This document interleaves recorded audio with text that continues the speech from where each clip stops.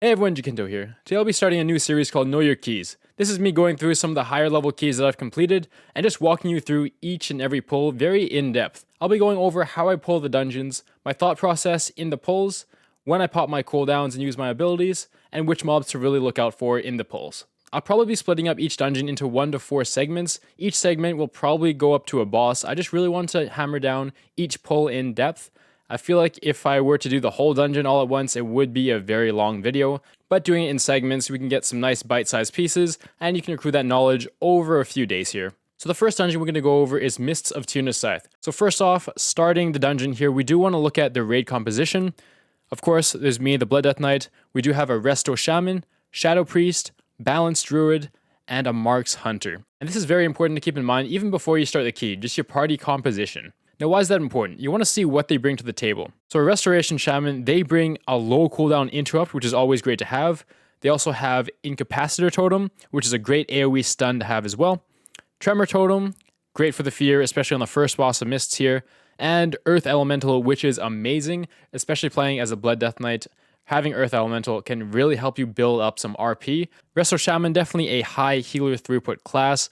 Wouldn't have a whole lot of problems with prides, and they'd be able to survive at 20 stacks for quite a bit. So there's our healer there. Next up, we do have the Shadow Priest. Shadow Priest has Vampiric Embrace, which can definitely lend to some good healing and help the healer out in situations, especially where they're doing a lot of DPS. They do have a stun as well as a fear, so they're able to interrupt a good amount of casts with those. And of course, Mass Dispel, which can be very handy for some dungeons here. The Shadow Priest I'm running with is Night Fae 2, and the Night Fae Covenant ability lets them give me a 20% damage reduction every minute and a half, I think it is, that's very strong to have. All they have to do is press Power Word Shield on me while their cooldown is up, and then I get that 20% damage reduction, so that's great. Next up, we do have that Balanced Druid, and they do have a lot of utility. Of course, they have Ursul's Vortex, which is great for kiting, suck everything to one location.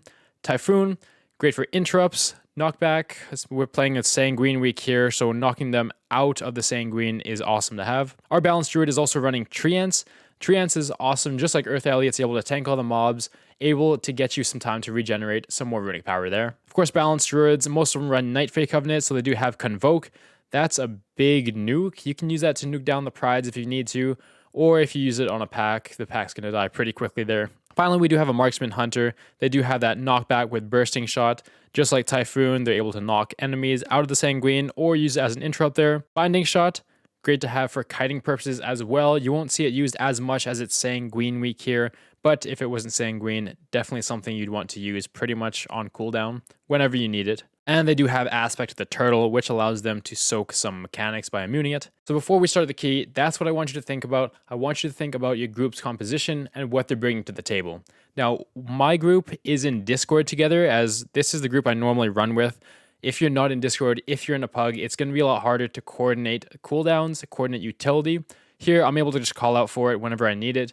But if you're in a pug, if you know you're going to need a cooldown, if you know you're going to need some kind of utility like Ursul's at a specific situation, you should tell your pug that before the key starts. Just in party chat, say, hey, I need Ursul's Vortex here on the third pull. You can show them where that would be in the Mythic Dungeon tools if you're using that add-on, but just letting them know that's where you're going to need that specific spell. Also, if you need a DPS to save cooldowns for anything, for Pride, for maybe save it for a second pack instead of popping on the first pack, that's great to communicate as well, along with Bloodlust, when you're going to Bloodlust in the key. So with all that out of the way, we can get started in the key now and actually see some gameplay. So of course, the very first pull here, we are going to go to the left and do this skip. Just need a Night Fae person to unlock that skip and we can go there. We're going to do a big pull. So it's going to be 2 Spike Claw packs along with the Villager pack here. So as you can see, we're just waiting a second. We're waiting for the Spike Claw packs to be grouped up. We don't want this padding Spike Claw pack to be too close to this pack to the left. Otherwise, it might pull. So just waiting a second. It's worth just wasting those extra seconds to wait from the group up. The Spike Claws do have a buff on them as well, where if they die, you get increased damage taken, which you don't want. You are able to dispel this buff from them, however. If you have a priest, you can get them to just mass dispel, or if you have a blood elf in your group, you can get them to Arcane Torrent, and that's my job in the group. I take it upon myself to Arcane Torrent, just so the priest doesn't have to. They can focus on just dealing the damage and ramping up right away.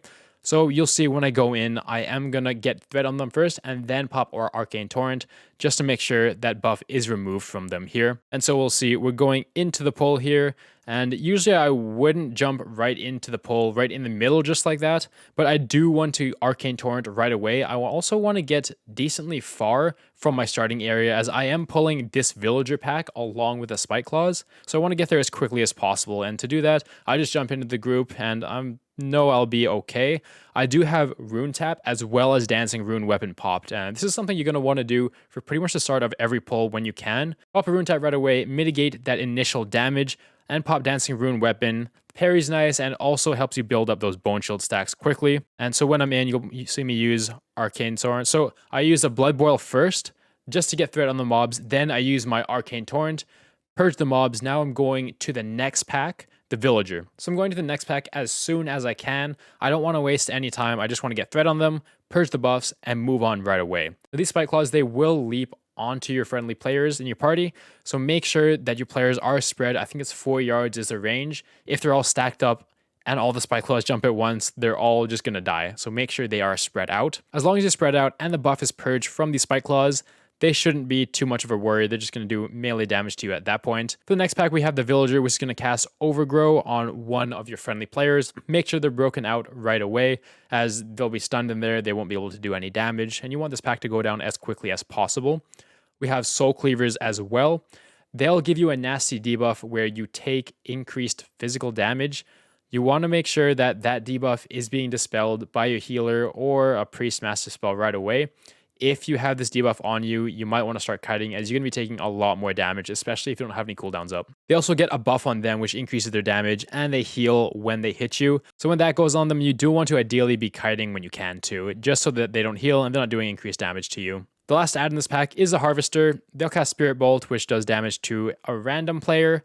Make sure that's interrupted, as it does do a lot of damage, especially on these high keys. It'll do a player's probably half of their health.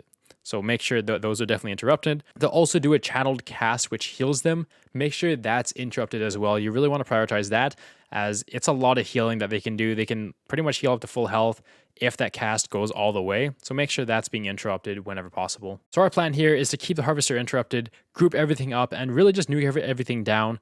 We are lusting this pull as well. And it's also important to note, of course, the affixes. So for the affixes, we do have Fortified. If it was Tyrannical, we would do Lust on the first boss instead, but since it's Fortified, first boss won't be too bad. We'll be able to get it down pretty quick. We want to use Lust on the ads since it's Fortified week. Next, we have Sanguine. As a tank, you definitely want to be mindful of this. Once the mobs get low, you want to be kiting right away. So around like 10-15%, you want to be constantly moving and making sure that the Sanguine doesn't drop on any ads that are going to be channeling. So for this pack, it's going to be the Villager ad. The Villager ad is really what we're worried about standing in Sanguine, because if it stands in Sanguine while it's casting Overgrow, it's going to heal up to full. So doing everything we can. There's a lot of mobs here. Ideally, we'd be communicating our Boomkin to do Typhoon, Mark's Hunter to do Bursting Shot, and knock the ads back whenever possible, just to make sure that doesn't happen so Sanguine isn't under the Villager. We'll also use our Death Grip and Strangulate Stun whenever possible too, to make sure the ads don't die on the Villager there. Next up, we have Quaking. Pretty easy mechanic to dodge. It is annoying for casters, but for us, we just have to make sure we're not stacked on anyone and we're fine. And of course, we have Prideful. I'll show you how to deal with that as we get that Prideful mob here. So going into the pull, we're going to go into the Villager pack, group everything up here.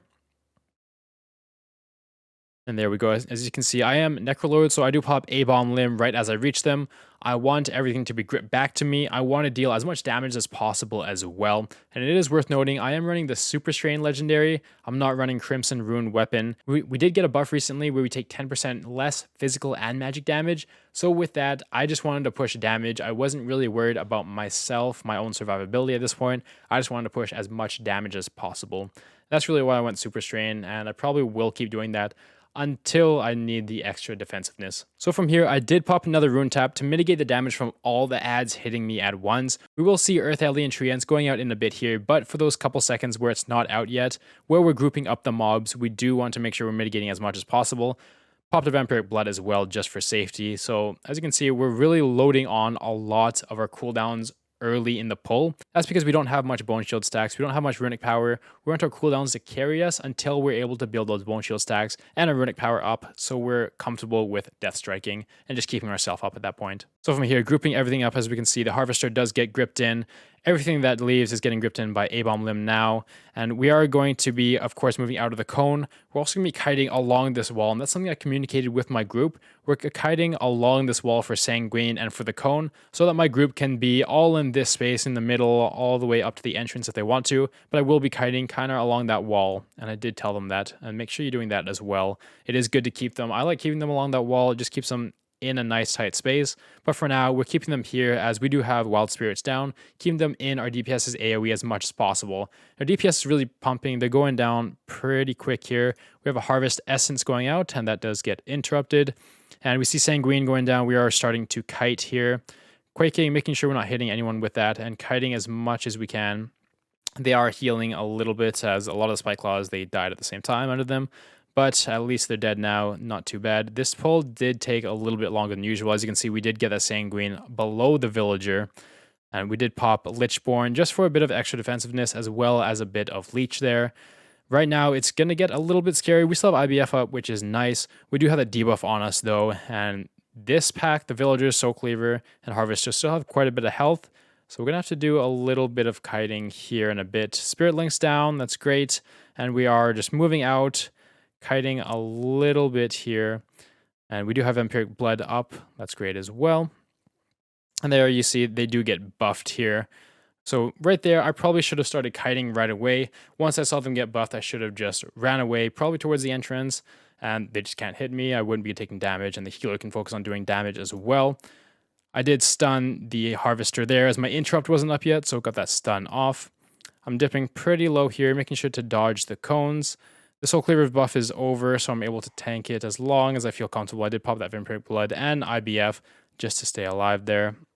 And right now, we just really want to focus on getting this pack down.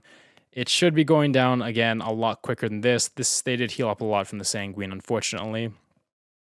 So getting a little bit messy, but right now, we're pretty stabilized. Only 3 ads left, not too bad here. And from here, as you can see, we don't have any cooldowns up right now. If we're going to be taking a lot of damage, we do want to be kiting away, but we have literally nothing up, and it was a big pull. That's kind of to be expected, but nothing up here. Making sure we're moving out there, making sure we're kiting all around the Sanguine when possible as well. As you can see, we made sure the Soul Cleaver went around it and not through it.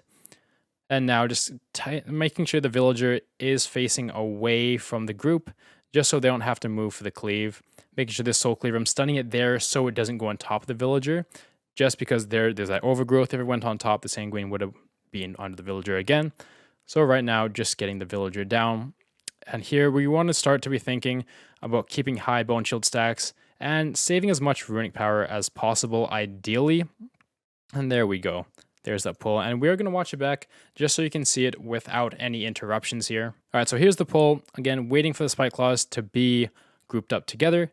Going in, getting thread on them, popping our cooldowns early on, and making sure we use our Arcane Torrent to get rid of the buffs on the Spike Claws. Now we're just focusing on dealing as much damage as possible. The Tree Ants and Earth Allie are out, so they're not attacking us right now. We're free to just do damage and start building up our resources here. Sanguine goes down, all the Spike Claws are dying.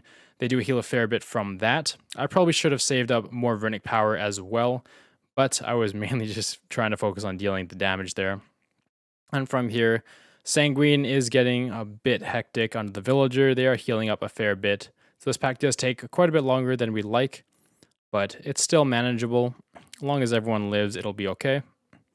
Getting the interrupts whenever we can, making sure we keep that Harvester under wraps, preventing as many casts as possible. And if you can see, it did do almost half of the Restore Shaman's health when it got that Spirit Bolt off, so it's quite a bit here. Here, again, I should have kited. See that the Soul Cleavers are buffed, should have kited away so that they don't heal, and so that they're not really hitting me very hard. And just making sure we're pointing the Villager away from the group as much as possible. Being kind of towards the wall, there are the added pack around where you could pull potentially, so make sure, be careful of your surroundings, don't pull any additional packs, as that's usually going to be a wipe, and that's going to offset your kill count as well. And here we go, just keeping that Harvester interrupted, getting it gripped whenever we can. We probably should have used a grip as well to interrupt those Spirit Bolts too. We could have done that. And from here again, going around the Sanguine, making sure we're not dragging the Soul Cleaver through the Sanguine. And right now, making sure the Sanguine doesn't appear below the Villager. And that's pretty much pack done. From here, we should be focusing on just building up our resources, getting high bone shield stacks, and saving as much runic power as possible. Here, I should have saved more runic power, just like I said before. But when this pack goes down to 20%, it's going to just release. And here we go. Just about to transition here. We did get that quaking there. It's good that everyone's able to spread quickly. You always want to have that happen. And here we go, on to the next pack. So that's the first pull. That's a typical pull I do for Mists of Tirna Scithe. Pretty much every time. If it's a fort week, use Lust. If it's not fort, then don't Lust. Save Lust for the first boss. But that's, again, it went slower than I would have liked it to go for sure. But it still saves time, even though they did heal through the Sanguine. You're still getting damage on them, as opposed to doing one pack first and then doing another pack. And here we go. So this next pack here, we're actually going to skip this pack. We do have a priest, so they will Mind Soothe the pack. They're able to Mind Soothe both of them, so you can just run right past. If you don't have a priest for Mind Soothe, you can use, if you have a rogue, for Shroud, or you can just use Invis Pots. If you have a warlock, they're able to gateway from around here, just to the right here, to that other side there. So they're able to do kind of a tricky lock gateway. But here we can just Mind Soothe, again, Invis Pot if you need to. But this pack, we skip it so that we get Prideful right before the first boss. If we did it, then we wouldn't be able to get it there. We skip that there, and we opt to go into the mushroom room first. See, my cooldowns are coming back up again, and as you saw from the first pull, that first pack there, I didn't use cooldowns kind of towards the end when I didn't need to. I really want to make sure I have it for this next pack, and we go into the mushroom room just to get these mushrooms first, that 10% main stat. That's going to help this pull out quite a bit. This pull can be tricky with the two harvesters. So we have two harvesters and two soul cleavers in this pull. You want to make sure we're getting as many interrupts as a harvesters as possible. There's going to be a lot of casts, a lot of spirit bolts, a lot of harvest essence. We need to get those interrupts. If we get two spirit bolts going off on one person, they're likely going to die. It's probably just going to one-shot them. So really making sure that we ideally stagger their casts as well. So interrupt one first and interrupt the other, like a second later. And using our grips, when we can, our mass grips, our death grip, and our strangulate to really get those interrupts if we don't have our interrupt up. Along with that, we do want to kite the soul cleavers whenever we're taking too much damage and they have the buff on them. So from here, we're going to go in, pull all the mobs. We pop A-Bomb Limb right away there just to get our bone shield stacks and to get them grouped up. We have our Boomy use the interrupt, which is great. They will just stay there and just hit on me for a little bit. Now just building our bone shield stacks, we just pop vampiric blood there just for a bit of mitigation. We do want to keep those rolling. And we have treants up too. Treants are about to go down here, so they're going to go back on me. There we go. And we have our harvesters casting. So making sure we get as many of these interrupts as possible. Here we go. We have Sanguine, so we had a mass grip out of that Sanguine. And B, don't worry about saving the mass grips. You might think, oh, I might need this mass grip later on. But if they're in Sanguine, if all three of them are in Sanguine, just use the mass grip. It'll be the best time to use it, especially when more enemies are up.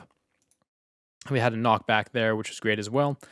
And right now, pack went pretty smoothly. We had lots of interrupts, lots of stuns and everything to get through it, so that was fine. But if you're not coordinated, if you're not coordinating interrupts or treants or stuns and everything, if you're using it all at once and nothing after that, especially in a pug, it can get out of hand very fast, especially with those casters.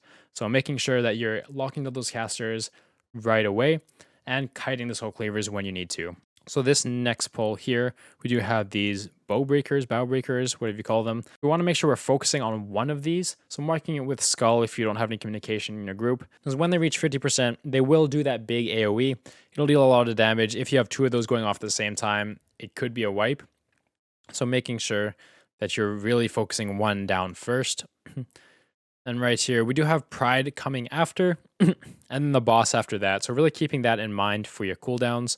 Right here, we don't have a lot of cooldowns up, but we're just going to use whatever we can. And we do want to get out of those bursts on the ground as fast as possible. They deal a lot of damage. Ideally, move preemptively right before they're about to hit the ground. But if you take a few ticks, you might need to use a defensive there. And here we go, just trying to avoid moving them excessively, but definitely make sure that they're not in the Sanguine when they're doing Thrash, as that's going to waste a lot of time. So we do have one marked with Skull, making sure we're killing this one down first. And, I could definitely be doing a better job at moving out of those bramble bursts. So there's the Thrash here. It doesn't hurt us too much, but it's definitely the rest of the group. The healers are going to have some work cut out for them here. So right now I'm thinking about Sanguine. I'm thinking about, okay, I don't want this second ad to be caught in the Sanguine of the skull. So I want to be around this time constantly moving. That's going to happen in a sec. Here we do see that one doing Thrash there. So it's not too bad. Thrash is already done. That's kind of what we're worried about. The Sanguine being below the Bowbreaker when Thrash is happening. So since it already happened, it's not too bad. But we do want to still be cutting it out of the Sanguine. Start moving here. And there we go. Pretty clean. Didn't get in the Sanguine. Only for like a split second there. And from here, there's just one ad left. It's just doing tank damage for you and the bursts. After this, again, it is going to be that prideful mob, so make sure you're keeping mindful of that. This goes down. Again, that pack, if you focus one down, it's not too bad, but if it gets messy, if one gets caught in Sanguine, it can get pretty messy pretty quick here. So now we have Pride.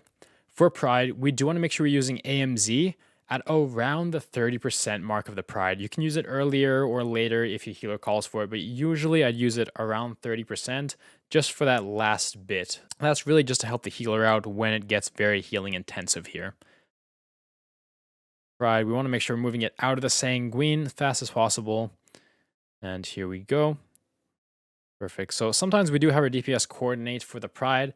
Sometimes we have our Boomy Convoke. Other times we have someone else pop a cooldown if we don't have Convoke up.